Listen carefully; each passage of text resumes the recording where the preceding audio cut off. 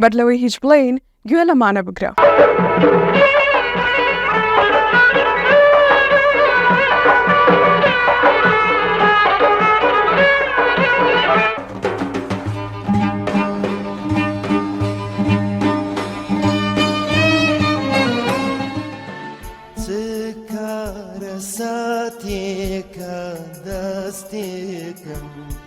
دەستەکەیترم بشکێنێ شەوە لێرە درەنگە مانگە شاوی بێدەنگە جادە چۆڵ و سێبەر بوو کاتی بەیانی سێرێکی ئەم دیمەنانەش بکە و زانە چیت بەبیر دێنەوە.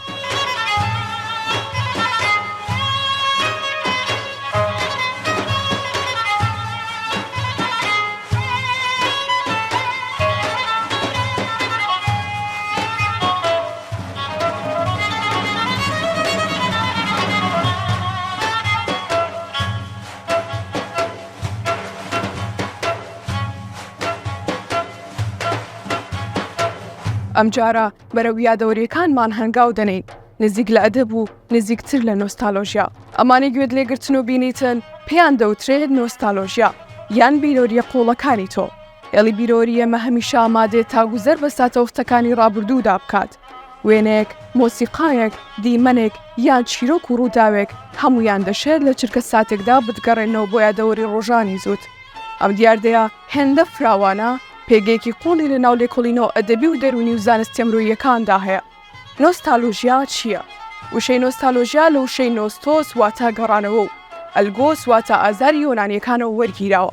بەکارهێنانەکەشی بۆ زیاتر لە 300 ساڵ پێشەستا دەگەڕێتەوە.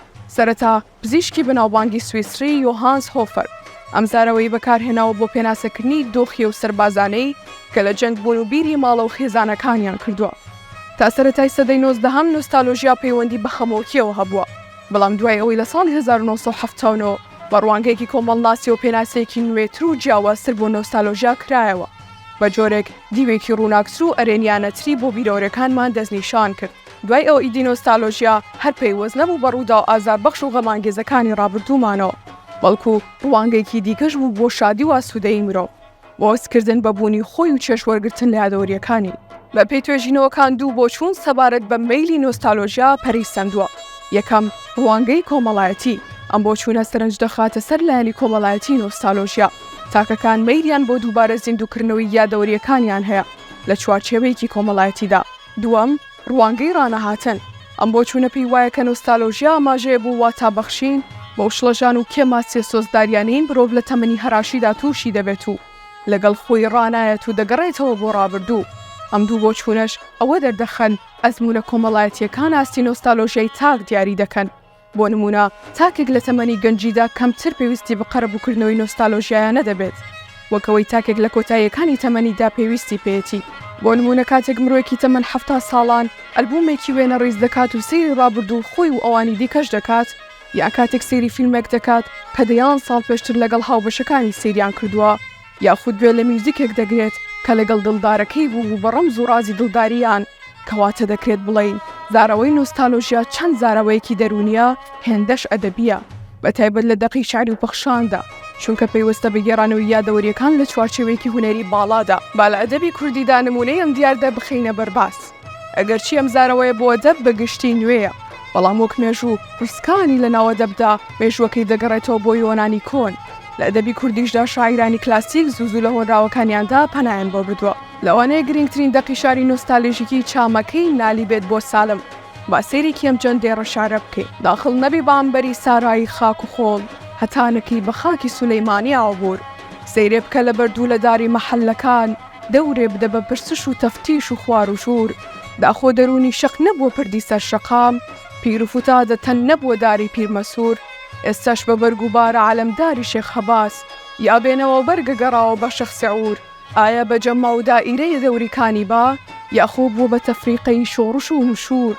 سەیوان نەزیری گون بە دیکەی وانە سەفز و ساف، یاخۆ بووە بە دائیرەی ئەنجومی قوبور. ئێستەش مەکانی ئاسکەیەکانی ئاسکان، یاخۆ بووە بە مەلعەبی گورگ و لورە لور. ئێستەش سروشکای عیشقی هەیە شیوی ئاودار، یاخۆ بۆ بە سۆفی وشکی لە حەق بە دوور، داخۆ دەرونی سافە گوڕەی ماوەتان جرۆ، یاخۆ ئەسیری خاکە بە لێڵی دەکاوبور، سیرێکی خۆش لە چیمەنی ناوخانە قابکە، ئایا ڕەبێی ئاهووە یا چایری سوتور، ئایا مەقامی ڕوخسەتە لەم بینە بێمەوە، یا مەسلحەت تەوەقوفە تا یەومی نەفخی سوور، نالی لەم چامەیەدا کە بۆ سالمی نووسیوە لە شامەوە، سەرتاپای گەڕانەوەی بیرەوەریەکی قوڵی نالی دەردەخات بۆ شوێن و کەس و سروشتی شارەکەی. ئەم گەڕانەوەیە هێندە بەتینە بۆتە سەرچاوی ئیلهامێکی داهێنەرانە، جێبەجێ و کوچە بە کوچە لە سلێمانی دەپرسێت، لە هاوڕە شاعیرەکەی دەپرسێت ئایا مەسلحەتە بێمەوە جەیەک کە هەمووی بیرەوەریە، یاخود تا یومەکەی نەفخی سوور بە ئاهوو زیندووکردنەوەی ئەم بیرەوەریانەوە بژیم، کەواتە نۆستالۆژیا نەک هەردۆخێکی خەمناکی و پشێوی دەرونی مرۆ نیشان نادات، بەڵکو سوودەکەی وەک زانایان دەڵێن یەکەم شت تەقینی کامیاوی ئیلهام و هەست و سۆزی نیانی زیاترە بەرامبەر بوون و سروشت و مرۆڤ. بەرامبەر بۆ ساتەوختانەی هەرگیز پێیوانە بۆ ڕۆژێک دەبنە نۆستالۆژیایەکی شادی هێن بۆی. نمونە هەرە باڵاکەشی بۆ ئێمە حەزرەتی نالیە.